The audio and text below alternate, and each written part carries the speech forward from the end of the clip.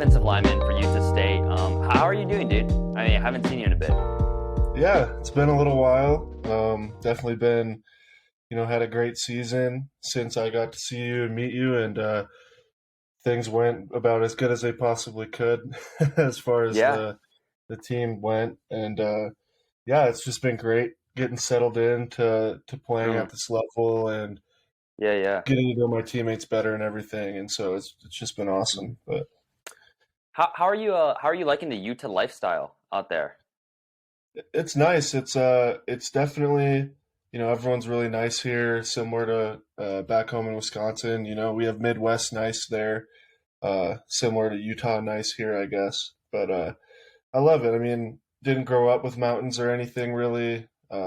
Never really got a chance to visit anything like this. So to live here is really cool. Uh, Yeah. yeah, Um, definitely liking it. so for all the people who don't know this or just listening, I actually met Calvin at one of Utah's coolest tourist attractions, Zion National Park. They had this awesome place called Angel's Landing. And we actually met him. We were hiking up this hill. It's probably about a 3 mile hike uphill to get to this part which they call the chains, where you walk across using just these chains on these massive mountains. It's an awesome experience. But we met Calvin as he's hiking up there and kind of talked to him. I had a big group of people, and we found out he was a football player. I'm obviously a huge football fan, and I started this podcast. And immediately when I started, I was like, man, that Calvin Knapp, it was God's grace that I met him. Like, if I could get him on this interview, totally full circle. It's so cool. And it's awesome to finally be doing this and to get you on here. But before we get into everything and all the football stuff, obviously, like I said, he's an offensive lineman for Utah State. There was something you posted recently on your Instagram, and it's about your throwing. It's about, I think it's shot put. Is that the correct term? Yep. It's shot put, and you are joining the Utah State track team, which is a Division I track team. What prompted that decision? Because that's nothing small. It's a huge deal. Well, I appreciate you taking time to bring me on the show. It is a cool full circle moment, having met back then and met your family and stuff, and to get to do this interview with you is a really awesome opportunity. I'm glad I can be on the show. But as far as track goes, track in high school for me always gave me the confidence to be a great football player. Mm. Besides just the physical benefits of cross training and moving your body in a different sport, I wasn't very good on my team in high school until, maybe my senior year. And so my sophomore and junior year track seasons were really huge for building up my confidence and working hard towards something. So I always really loved it. Was a state finalist my junior and senior year in shot put and discus, and just something I really thrived at. And so it ended up getting me a scholarship to the first school that I started my college career at Mm-hmm. Southwest Minnesota State. Mm-hmm. So my freshman year there, I was playing football, but also doing track. And at the Division II level, you can have partial scholarships, unlike football at the Division I FBS level. And so, it was just a way for one to help pay for school a little bit more, but for two, something I really thought I could do well at. Mm. So did that my first year there. Transferred to Iowa Western after those 3 semesters, and we'll probably touch on that more later. But ended Yeah. up was wanting to throw at Iowa Western too, and then COVID hit, so I wasn't able to do any competitions with them. But during the summer, when I started to gain a bunch of weight and get ready to play a higher level of football, I was throwing as well to cross train and keep me kind of busy, I guess, and not bogged down in just football drills every day. Mm. So I was staying ready, and that following spring, this last spring, 2021, yeah, spring of 2021, got the opportunity to throw again at the junior college level, and so I ended up competing at the national championships for NJCA, and I thought it was never going to happen again. I thought it was just you know, a coincidence, a fun way to end my junior college career, so to Mm. speak. But as time went on through the season here, I basically just was able to still have that opportunity and thought about, I could really do this. I could get to a point where, I'm comfortable enough here on the football team and what I'm doing as an athlete that way that I could make time to throw still. So Mm, I asked Coach Anderson, the head football coach, I said, hey, something I really, really want to do, really enjoy doing. I've always done it in college.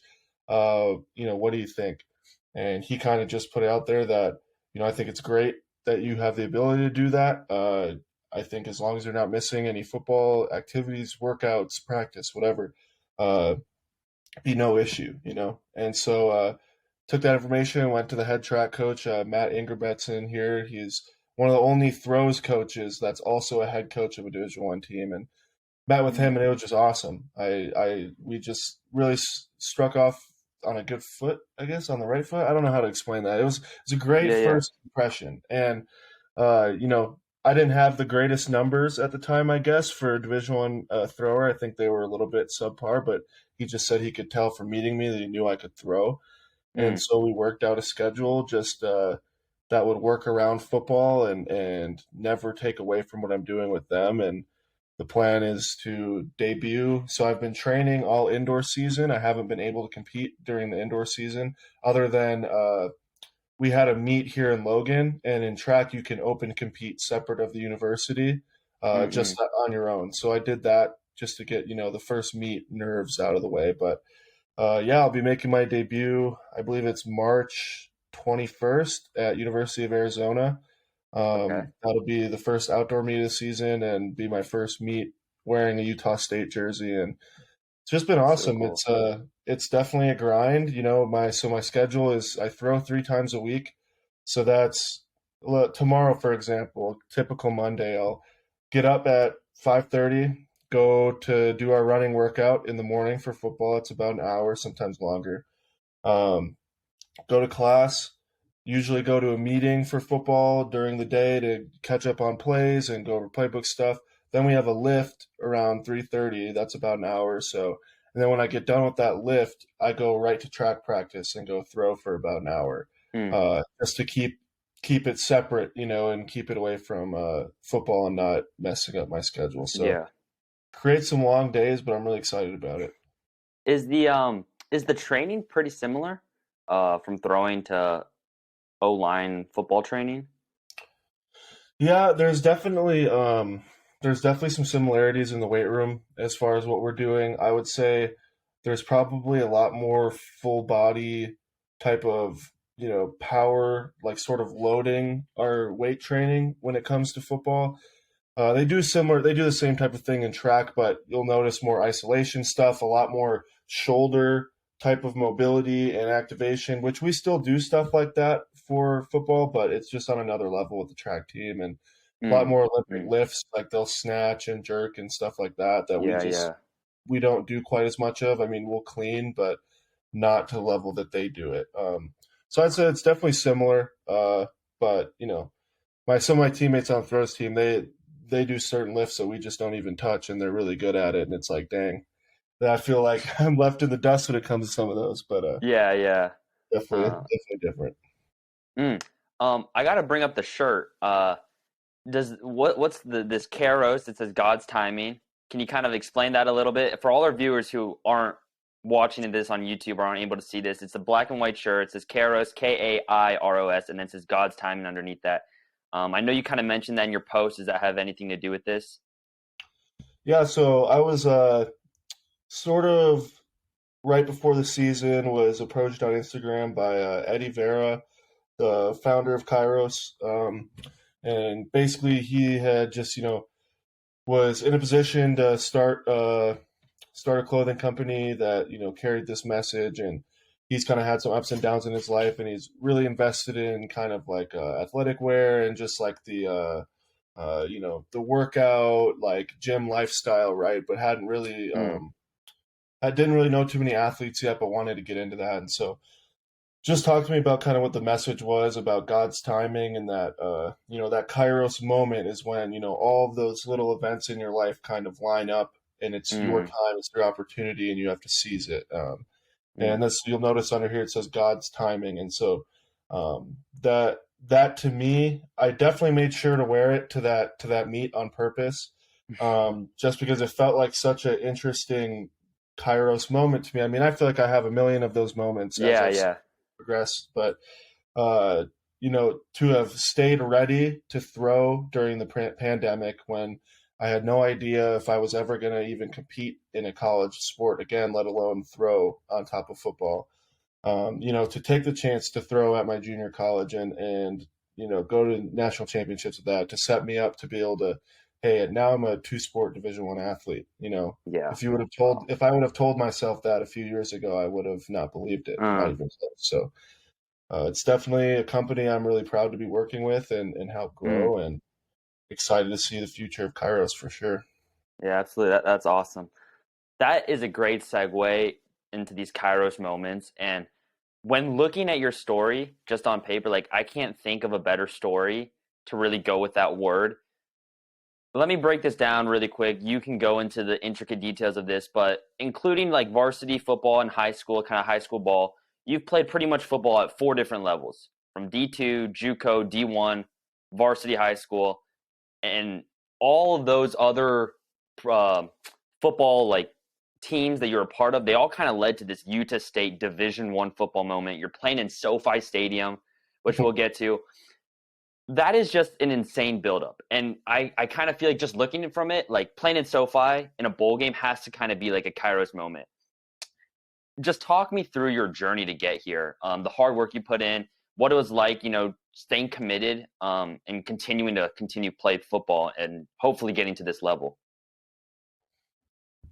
It's a great question. When you put it that way, it is very easy to see it as a Kairos moment. SoFi was absolutely incredible.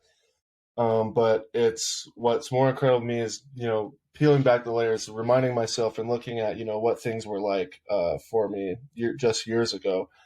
That's the thing. You mentioned varsity football. My sophomore year, I was fourth string on my JV team as a D Mm, tackle. You know, mm, and that's at this level, especially. You got guys all over the place, even at my JUCO. I started varsity 3 years, 4 years. It's mm, what they're used to. But yeah, I football was not a priority to me, believe it or not. Early in my high school life, my older brother, he's 4 years older than me. He had been like a star high school athlete in general, a football player, team captain, multiple positions, great GPA. He was like, the stud dream, what you want to be as a high school athlete. And he ended up going to play college ball down in Missouri at Lindenwood University, another Division II school, which actually just announced they're moving to D1. They'll be moving to the Ohio Valley Conference. But okay. anyways, he had gone there, and I didn't really feel this pressure to become anything. I didn't need to find myself or work hard. I could just be this kind of lazy and stubborn kid. Mm, Uh, but my brother ended up dropping out and quitting the team, and it just really forced a situation where I had to make a decision. I'm doing this. I like football. I enjoy it. I've seen the opportunities it can give people. I need to decide right now. Am I going mm, to become a college athlete? Am I going to become a great player and work hard, or am I going to just burn out and do something else? mm, And I felt like my parents worked too hard for me to have chose the second option there. So I just, it was a decision. It was a choice. And I'll never forget this. It's so funny now because the guys on my team, when I see them now, act like this was never a thing. But I remember telling them that sophomore year when I had never played even JV games, I told them, I would tell them, I'm going to play college football, mm, and would get like laughed at, you know. But I worked and I worked and I worked and really started to take those workouts heavily. That's some of my biggest mm, advice I ever offer anyone. It doesn't even matter if you're the most talented guy on the team. If you are not in that weight room and not doing the off-season training, mm. you're robbing yourself. But I made a choice. We had a great program. Small I started to Wi-Fi gain issue. weight, gain the trust of my teammates and my coaches. And, all of a sudden I'm from a bench player to team captain senior year, leading the conference in sacks, which I had never played O-line until I got to Iowa Western, about Mm, two semesters into being Iowa Western. So, uh, that season I had, senior season of being at Germantown, gave me the opportunity to go play at Southwest Minnesota. I had other Division II offers, but I thought SMSU was, they were offering the most money. It was the cheapest school. I really felt like I could, take care of it, be the man, and pay for my college as much as mm, mm, possible. uh, kind of a childish and immature thing. I thought I was being so mature in that decision, because, oh, I don't have to burden my parents with helping me pay for college, right?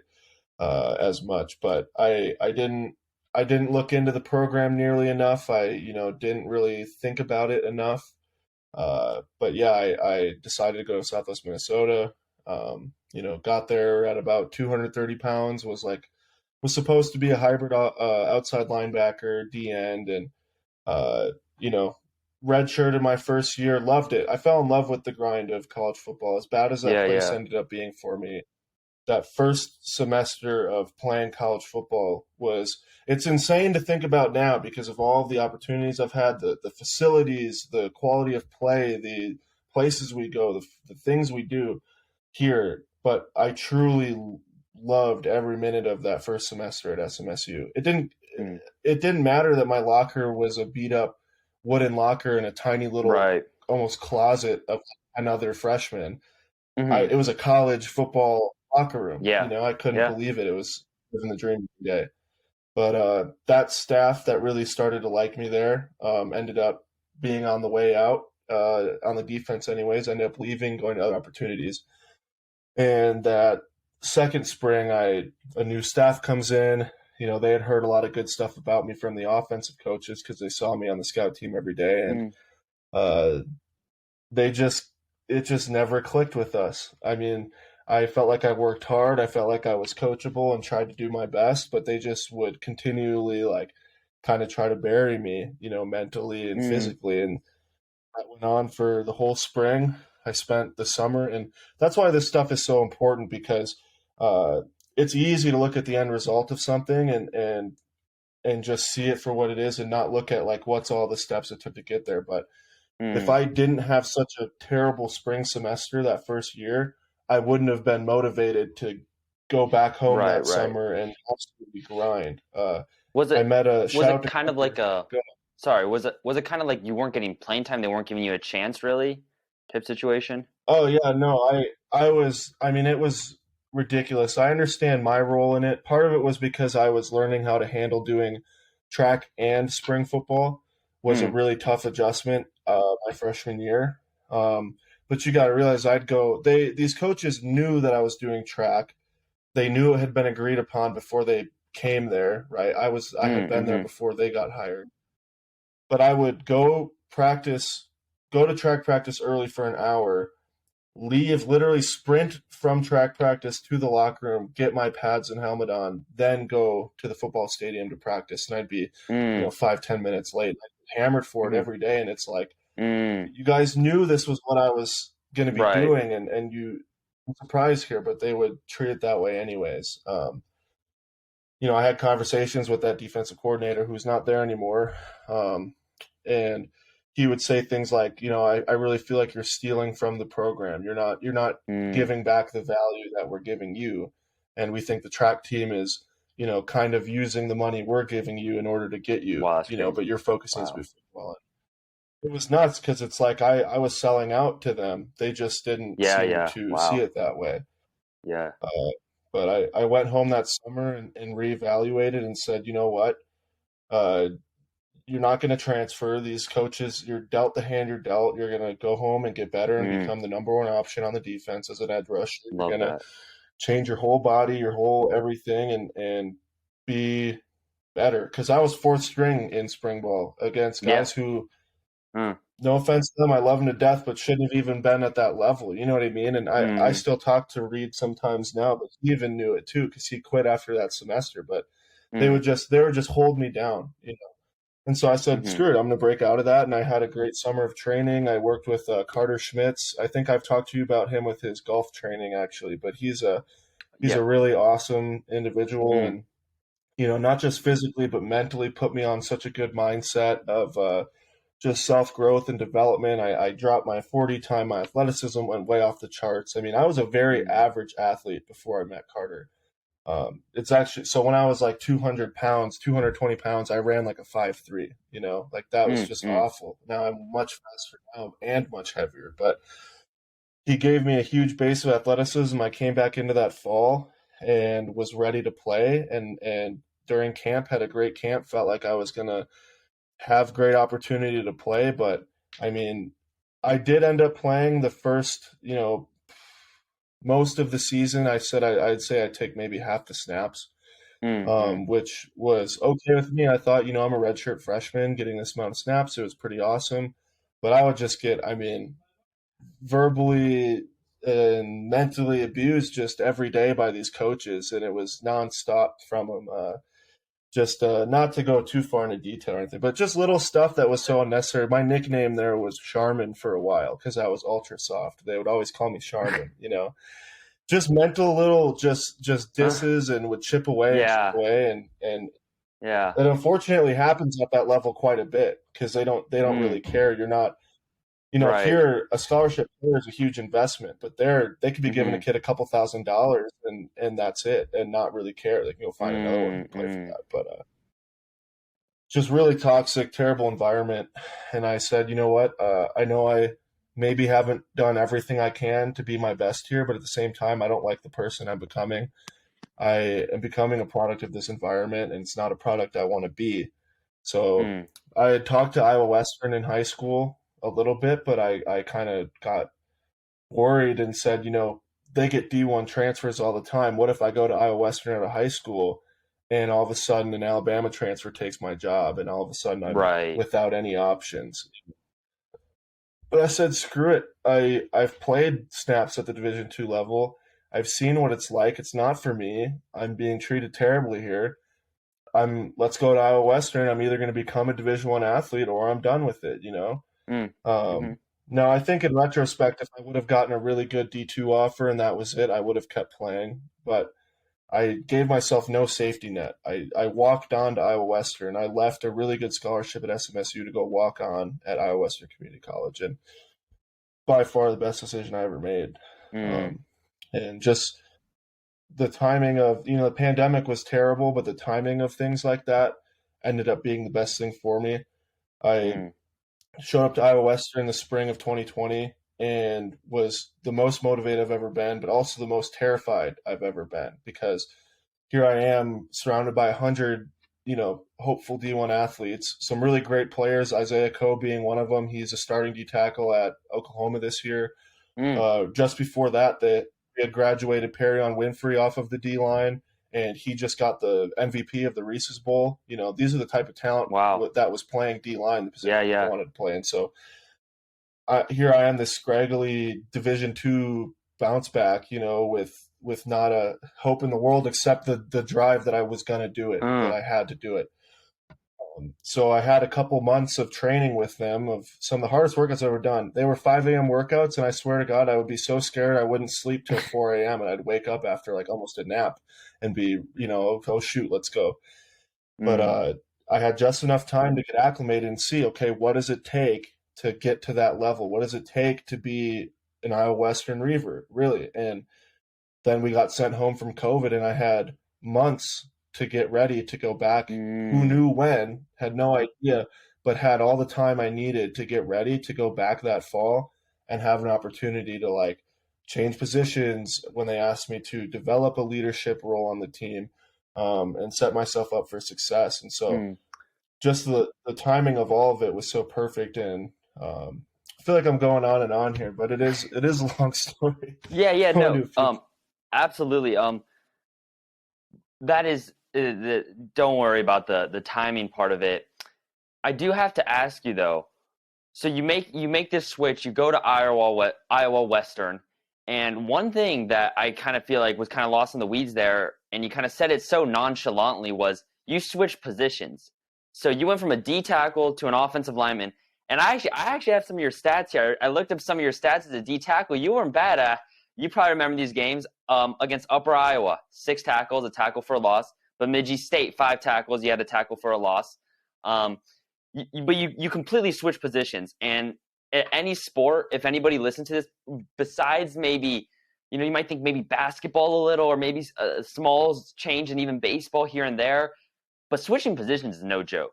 I mean, from the what your knowledge of it, and then also your physical change, which I'm sure you'll go into, the body change is big. Like you said that so nonchalantly. Was that a decision that you really thought about? or was it kind of like they requested it and you were kind of like you were all into this program? You were just like, okay, you know what, I'm just gonna do it. I got to make it work. Yeah, so it was kind of I had been prepared. I look at it this way: I've been an offensive lineman my whole life, and I didn't know it. And that's a Mm, really, I'll even see pictures of myself back in high school. I've gained, so when I got to Iowa Western, I was 230 pounds. When I left Iowa Western, I was 285. And that was in the course of a year.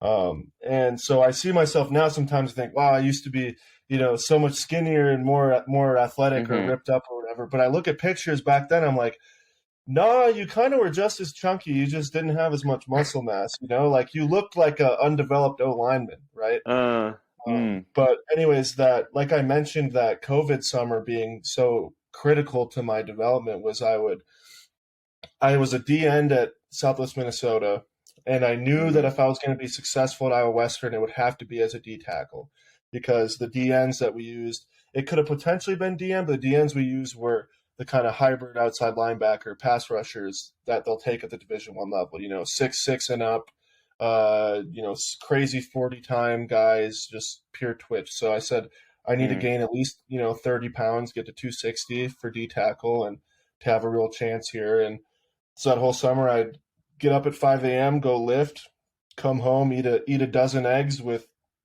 ham and cheese and a glass of whole milk. Take a nap, wake up in the afternoon, go work out again, go run, do footwork, stuff like that. And that was mm, almost every day of that summer for me.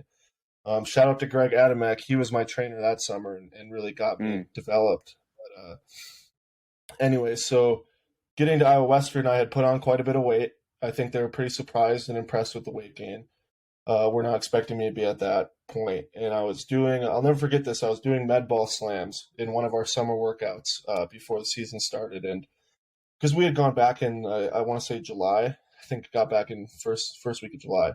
And so we are doing med ball slams, and I was about 265 when I came back. And the O line coach was a new hire. Coach Coling had just been picked up, and he never met me before, really. But he was running that drill, and he came up to me after and was like, you'd be a Division I offensive lineman if you wanted to be.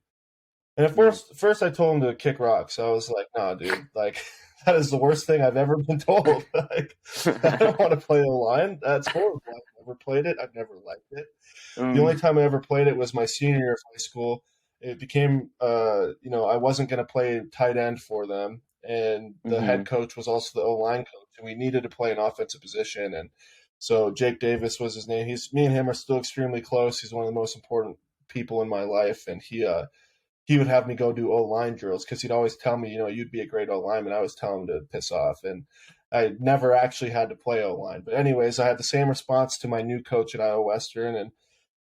But it planted a seed, and I thought about Mm, it. And the more I thought about it, I said, well, I could try it if they really want me to, but it probably won't work out. But then I thought about that more, and I right, said, well, if I'm going to try it, I'm going to have to go 110%, because right, that's how right. I'm going to do everything now.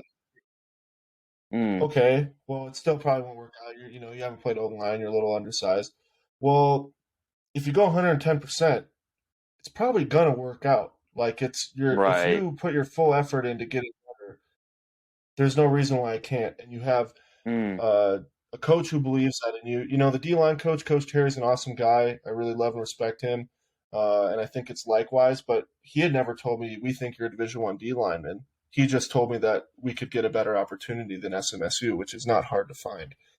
Um, but yeah, the head coach, Coach Strohmeyer, had come and talked to me a couple times too, and said, if I had a son in your situation, I would have him play O line because there's the most opportunity there. And uh, just continue to think about it, talk to my dad about it, and just said, you know what, like, let's try it. I'm mm, still a D lineman, but there's a need for it on the team. There's scholarships available. I'll try it and see, and never look back, I guess. mm, Spent that fall semester getting my butt kicked a lot. Uh, Charlie Brooks is a good example. I don't think I blocked him one time that whole first semester. I didn't even know what a pass set was. I couldn't move quite. I was moving like a linebacker almost, doing shuffles, not right, setting like an right. O lineman. Uh, but I saw there was flash potential there that I felt good about. I felt like I can really make this happen. It's really rewarding to me, because the best thing ever is when there's a new concept taught to you in anything. and you take the coaching, you apply it, and it works. Like that to Mm, me is like why I love sports so much, down to like a small detail. And O line was an unlimited opportunities to do that because everything right. was new to me. Uh, but I continued to put on weight and got to about 285 by that spring, and Jeez. all of a sudden I went from just a year ago being terrified of this team, of this culture, of what it was going to be like, of how I was going to earn a spot.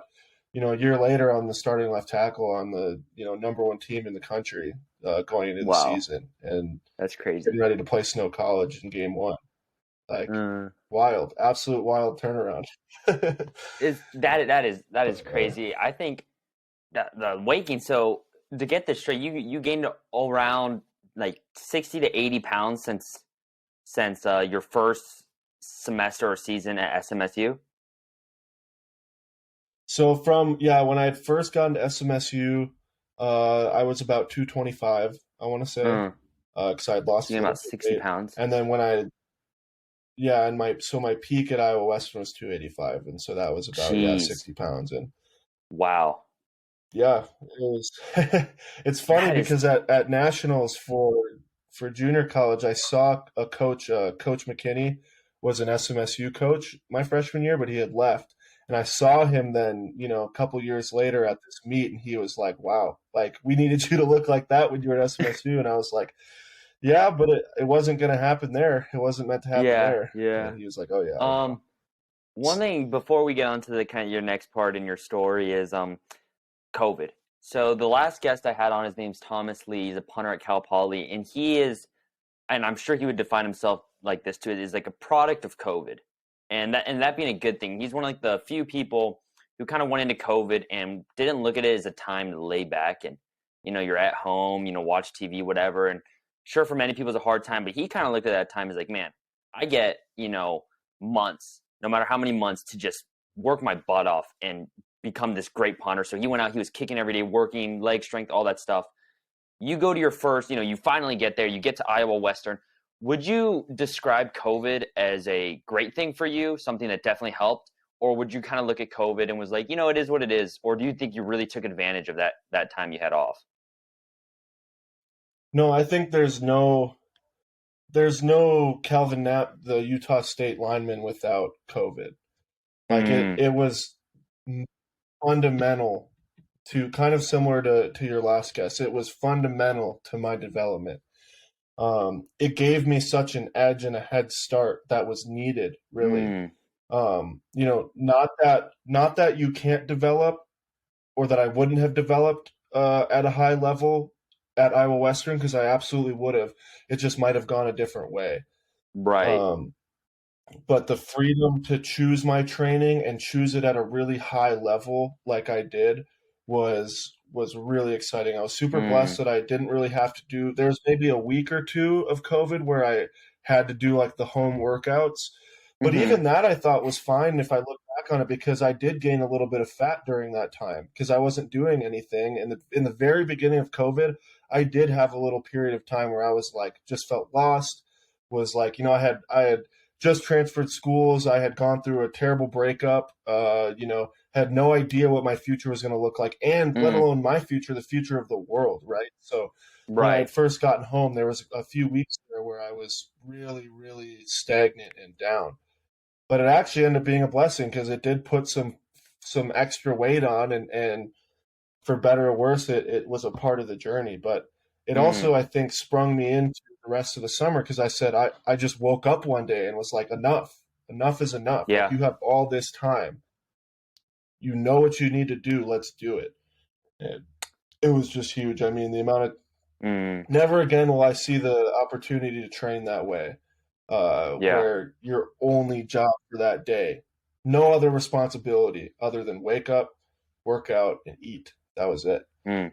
That's So that's huge awesome. That's so blessing. true. Yeah. Silver lining. Uh, that is awesome. You finish up at JUCO, and you kind of are winding down your time at JUCO, and what was first? How did you get in contact with Utah State? Did Utah State kind of find you out? Is that kind of how it worked, or did you kind of like ask the coach, email the coach, or something? Yeah, so Twitter is a huge resource for recruiting right now, and it was a huge resource Mm, for me at Iowa Western. I'm not exactly sure the method of them finding me. It might have been a retweet or showed up on their feed, but I had started to get some offers going uh, towards the maybe a month into. I had gotten my first D1 offer before the season in the spring, which was crazy to me because I'd never even taken a snap at tackle yet as a in a game. But I had started to get offers, and Utah State reached out to me. I believe it was Coach Camp, who is coach at Arkansas Tech now. I believe he DM'd me on Twitter and just asked me to send over my film and said they were really interested and whatnot. Um, Brief conversations here and there, and then about another month went by, and it had gotten kind of silent. And to be honest, I wasn't too interested at Utah State at the time because I didn't know much about them other than Jordan Love and Bobby Wagner. yeah. I was extremely excited they were an FBS program, absolutely, but I was I'm glad that everything happened the way it did because I was not looking at things the right way then. I was like, oh, I've got, North Texas and Texas Tech and like some of these warmer schools, and Southwest Minnesota was negative 35 every day in the winter, wind chill and horrible. And so one of my main goals was to go somewhere warm. For a long time I Mm, was dead set, school like USF or FAU type of thing. yeah. So when I saw Utah State, immediately saw how a picture of campus covered in snow, I just went, ah, like let's put that to the back burner, right? Yeah. Very immature at the time, but I continued to be interested and talk to them, and I still kept a good relationship with them, but I could tell they weren't as interested as it had seemed. And about another month went by, and they had asked for a video of just like, hey, like what's your flexibility like now? We're still interested. Uh, but basically took a phone call from Coach Camp, and he said, we still have a couple guys ahead of you right now on the board, but we still really like you, and just want to let you know that. And that might have been the most important conversation I had because when I talked to him after that, he told me that uh, I totally understood. I said, you know what, like this is a really great program. I understand Mm, you just got to do your job. Um, like, thank you for being upfront and honest about it. But once I get my opportunity, it's to prove you right for taking me and wrong for waiting so long. You know what I mean? yeah. But he told me later, after being on campus for a while and getting to know him more, he told me later that he actually that might have been like not the saving grace, but a big part of it because he said a lot of guys would just get mad and blow him off if he told him that there was guys Mm, ahead of him. But I handled it like an adult. I understand they're doing their job. It's a business, and very very grateful to have later right towards the end of the season. That's another crazy little story is that they had offered from the time that they offered me, the time I committed was maybe less than 24 hours. And mm, from the time I got offered and committed to the time I moved out there was about a week.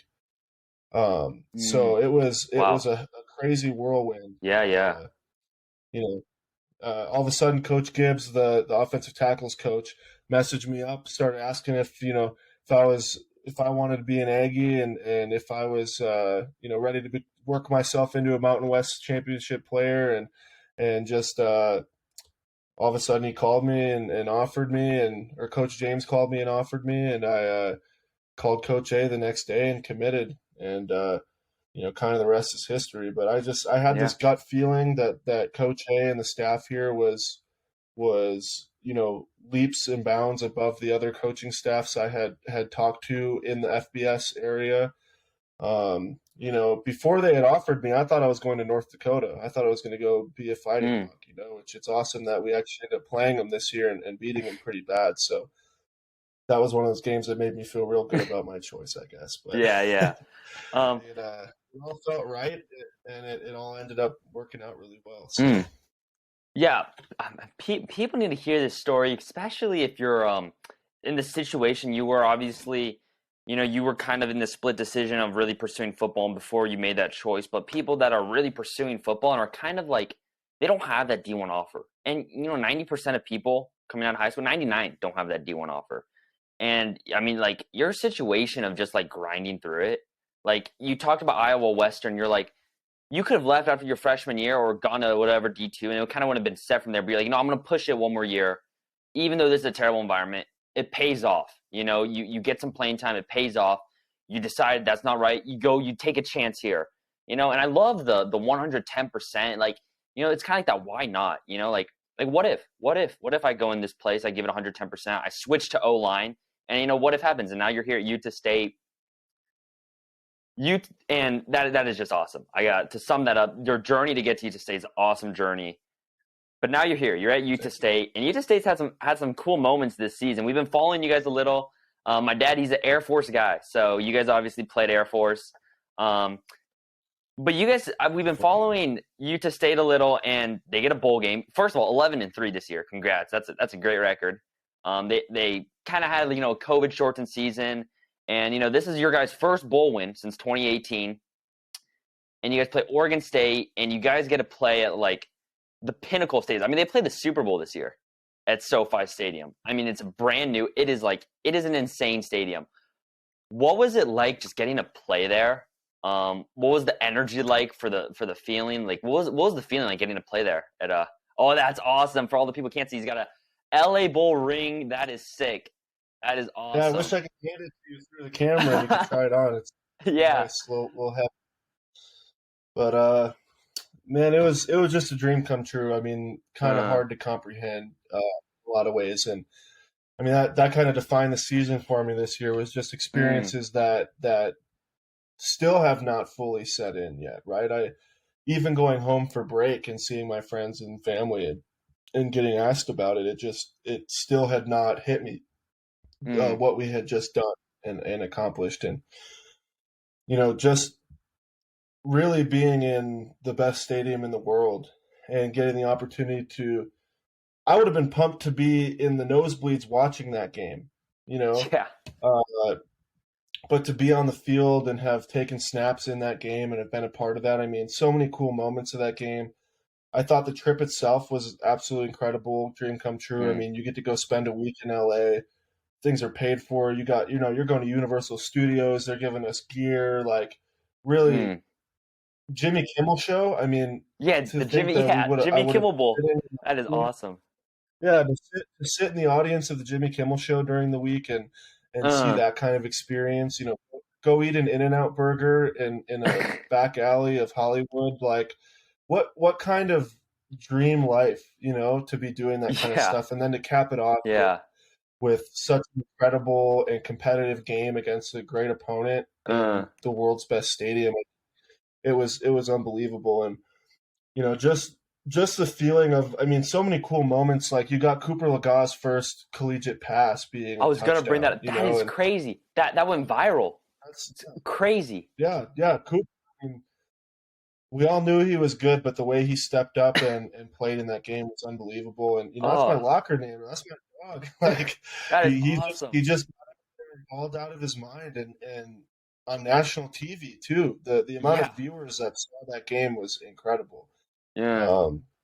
So just to be a part of that and play in two real billion-dollar stadiums in one season, because we had also played in Allegiant, and I summed it up this way. The people I'd see and talk about this with is like, we played in Allegiant, and you think to yourself, wow, like, it doesn't get better than this. This is by far the best stadium I could ever imagine.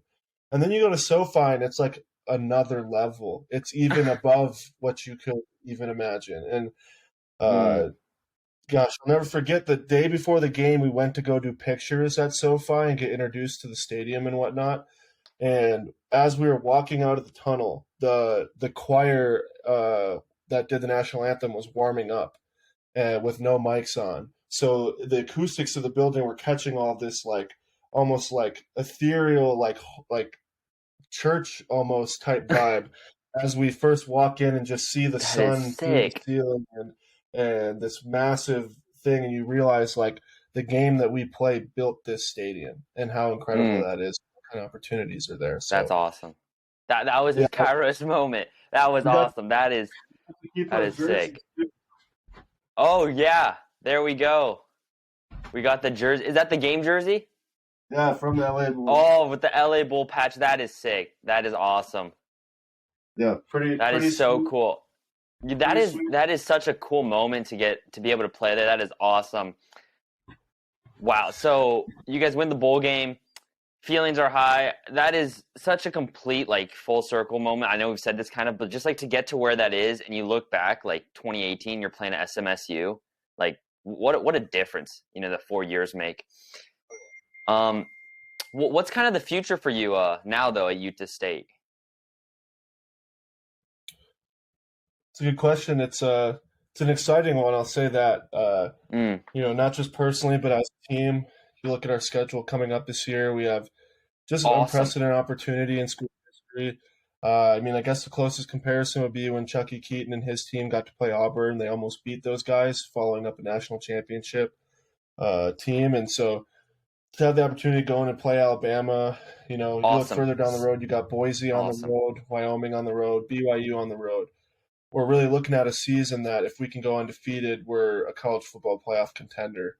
Absolutely. Stacking a Absolutely. kind of year like that on this year. And, uh, it's just an unbelievable time to be an Aggie right now. I'll say that for Yeah. sure. A lot of excitement right now, and I think personally, looking forward to spring ball, just to see what carve out a bigger role for myself. And as people graduate, the team needs leaders to step up, and I'm starting to see that in our group right now.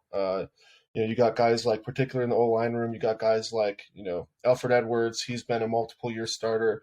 Might finish his career with, well, God willing, if he even takes a few snaps this year, he's going to set the record for all time snaps at Utah State. Mm, Chandler Dolphin at center. He's looking real good. He's playing, moving well in our workouts, and always has a great voice on the team. And Jacob South, he's just an animal. It's like watching Terminator when we work out. These kinds of leaders are filling sort of the mm. gaps that were left by Carson Terrell, Nick Henniger, and as we go through our offseason, those roles are going to continue to get filled, and so it's an exciting time to just find those new spots and places that guys can step up and succeed, and just really looking forward to it. So Yeah, that is could awesome. not could not be more excited to be here, Yeah, honestly. that all our calendars are marked. Mark your calendars, everyone. September 3rd at Alabama. That could be that might be the upset of the year right there. Because you guys will that's your first kind of like ranked team. So most likely will either be maybe low on the rank or unranked, and that could just be a wild game. That is any chance you get to kind of upset Alabama. Alabama's like this pinnacle, this Nick Saban pinnacle of success in college football. That is awesome. Yeah. I gotta ask you one more kind of main question before we kind of wind this thing down. You've kind of played Division II football, NCAA Division I. Now you played in JUCO, you played high school ball. You've played everywhere. When it comes to football, you played. I'm sure you probably played flag football somewhere. But what's like the difference in like the environment from the games to the locker rooms? I know you kind of alluded to it a little bit, but what's like the different vibe now that you're here at Utah State? That's a really good one, and I think about it a lot actually, because it's hard to keep things in perspective and think about the person I am today handles these bigger situations much differently than the version of myself that was at Southwest Minnesota.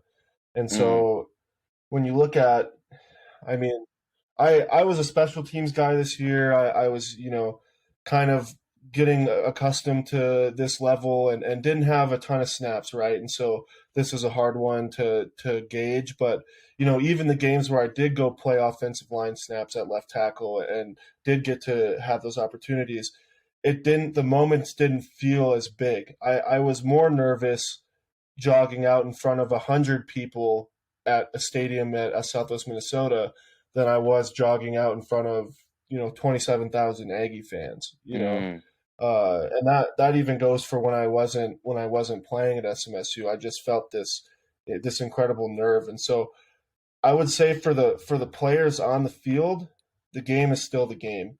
It's mm. still football. You put in the same work, if not more, than the guy across from you, and you want to beat them at every snap and win that game. And so the competitiveness there, to me, was not any different in the game.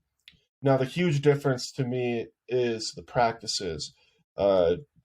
A lot of the attitude that would go on at our practice in the Division II level was so just lacking. It was really, really hard to put the pads on another day to go practice at Division II. There's still days here where it's hard to do that because your body's beat up or whatever, but it's never a motivational thing. It's never a why am Mm, I doing this type of thing. Now that's just mm, that's personal to me, but it's really, really difficult to ever feel like, why am I doing this? All I have to, right. I could look at this ring, I could look at the stadium, I could look at like just our logo, and Mm, realize like such a great opportunity.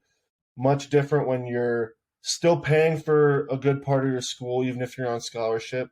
Uh, you're still like putting in the same effort, but to play in front of 100 people that do not really want to be there. mm, Uh, you know, Paying for your own gear at Division II level, you buy your own cleats, you buy your own gloves, you have to fundraise to even get the travel suit. Whereas mm. here, guys will now people will complain a lot, but guys will complain because we don't get enough free stuff. It's like, well, you would not be playing Division II. I'll tell you that. You'd quit right away if that's what you're in it for, because we got nothing close to. We'd get shorts and a t-shirt to work out in. Uh, but I just would say that it's much harder physical competition here. You have to Mm, be on every day at this level. Um, but I'll say the benefits way outweigh mm, the added edge to it. mm. You're getting more for your labor, I would say. Um, Yeah. I also say the workouts were hard. The workouts were harder in a bad way at Division II because they didn't care. It wasn't about, Yeah. okay, we don't want to overwork these guys. We want to maximize their athletic development and their Uh, recovery, and like it's a science here. We have some of the easily the best strength staff in the country and Coach Jackson's staff, and but it wasn't like that at D2. yeah, yeah, It yeah. was we're gonna push you past the point of breaking, and we're gonna see who sticks around. And that was the mentality. And Not a recipe for success yeah, it's there. just Yeah. no, it's just a whole different uh, attitude there. You got to Uh, be just really mentally tough. You really got to love the game and have your goals and it straight to even see the field at the Division II level. And so mm. certainly different. It's Yeah, definitely. certainly. I gotta ask, how much are you weighing right now? What are you weighing in at right now? So right now I'm about what I was when I was at Western. Right around 285. 285? When I first the summer going into this season, I had lost a lot of weight. I had gone down to Mm, like below 270, mm. losing most of that fat content and stuff that I built up for recruiting. Because even if you add 10 pounds of fat out of Western, it looks great to have that number, Yeah, right? yeah, You're yeah. just gaining weight for the. So I lost about 10 or 15 pounds coming here. And so the last year or so, less than a year, I've been building that back up, but through muscle as much as possible. Nice. And so I feel much more explosive. I feel I'm way stronger than I used to be, Mm, even compared to last year. So just yeah, I like to be 290 by spring ball and mm. 295 by this following fall, Yeah, just to make sure I that I have the base I need. So yeah, yeah. I did like a small little research. I was like, you're listed at 6'3", and then so you said about 285. I saw like the average like O line D1 is like 6'4", 6'5", and it's like 305. Do you find like mhm. you're being a little bit smaller is like a disadvantage? And are you trying to get to that point, or are you just kind of like, if I can put it on, but you're in like a good headspace right now, you feel good? I will say that roster is bogus because when they measured me, so they had because I am going into my junior year now, technically junior year or whatever. They had NFL scouting agency come in and measure us for two different agencies, and they measured me at 6'4" 1/4. So that's what I'm sticking with. But the roster Utah says State's got to 6'3". change that. They got to put it at 6'4". Utah Yeah, State needs to change but that. I will say I am much shorter than our starting left tackle. He's about six Mm, eight, and our starting right tackle is about 6'5", wow. maybe 6'6" on a good day. And so for tackle, for sure, I am undersized in height. I think I make up for it with my athleticism and my arm length, Mm, and also my aggressiveness in the run blocking. I would say as a tackle, my run blocking is probably my best attribute, just because of Mm-hmm. I have good hands inside and I'm really strong. And so yes, weight is important, and I really look to gain that kind of weight. But to be honest, I mean, a lot of times people will say, "Oh, you need to be heavy so you don't get bull rushed." In my opinion, the heavy guys get bull rushed the most. If you're strong and can keep a good base and good feet, Right. you're good against that. So Mm. I'd like to gain more, but not too much. And my friend Mick, he played left guard last year. He's training for the combine right now for an NFL opportunity, and he's actually training at the same gym as Bill Turner, who's an O lineman for the Packers. And Mm. uh, Mick was telling, Mick was a mentor of mine, still is, and he was telling Bill about my case as an O lineman, and Bill told him, "Hey, I haven't been above 290 in 5 years during my NFL career. You know, preach to use your leverage, use what makes you special and different, Mm. and you'll be fine." So that's what I'm rocking with. I think Yeah, yeah, 290, 295 would be really good for me. definitely. It's more about just learning the technique and playing consistently. So Yeah. Is the draft or NFL something you're kind of looking for? yeah, absolutely. I think if you look at, I mean, just explaining my story and stuff too, I mean, one thing that's been true for me throughout my life is that if you work really hard at what you want to achieve, good things are going to happen. And that doesn't mean, right, like I came in this season and was like, oh, I want to earn the starting job, right? I worked my butt off for it, didn't happen, but I was a better player because of it. And so my odds to, I'm not supposed to be here, right? I was never Yeah. supposed to be a D1 Yeah. football player. I made it happen. And I think my odds of making that happen are so much lower than my Mm. odds of going from this level to NFL.